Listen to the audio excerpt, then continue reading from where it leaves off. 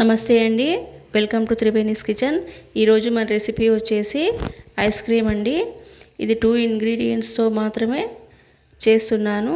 ఇప్పుడు ఈ వీడియోలో చూపిస్తున్నాను. ముందుగా ఒక బౌల్ తీసుకొని 200 గ్రాముల ఫ్రెష్ క్రీమ్ని అందులో వేస్తున్నాను.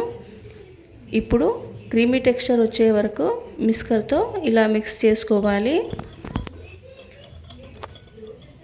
ఇప్పుడు మిల్క్ మేడ్ అండి, ఇది కండెన్స్డ్ మిల్క్.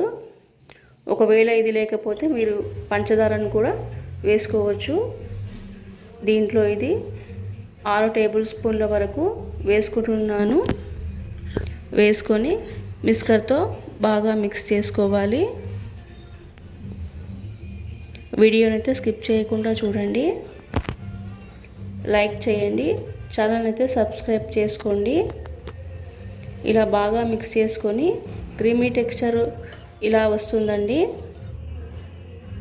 ఇప్పుడు నేను దంచి పెట్టుకున్న బాదం పప్పులు మాత్రమే వేసుకుంటున్నాను. మీరైతే కాజు పప్పులు ఇంకా వేరే ఏ డ్రై ఫ్రూట్ అయినా ఇలా వేసుకోవచ్చు. ఇలా వేసుకొని మూత పెట్టుకోవాలి. ఇప్పుడు ఫ్రిడ్జ్లో దీన్ని 12 గంటల వరకు పెట్టాలండి. 12 గంటల తర్వాత తీసానండి. ఇప్పుడు ఐస్ క్రీమ్ చాలా బాగా వచ్చిందండి. ఇప్పుడు సర్వింగ్ బౌల్ తీసుకొని ఇలా సర్వింగ్ చేసుకోవాలి.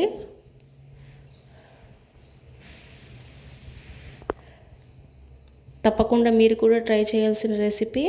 ఇప్పుడు గార్నిష్ కోసం టూటీ ఫ్రూటీ రోజ్ సిరప్తో గార్నిష్ చేసుకున్నాను. చల్లని కమ్మని ఐస్ క్రీమ్ రెడీ అయిందండి.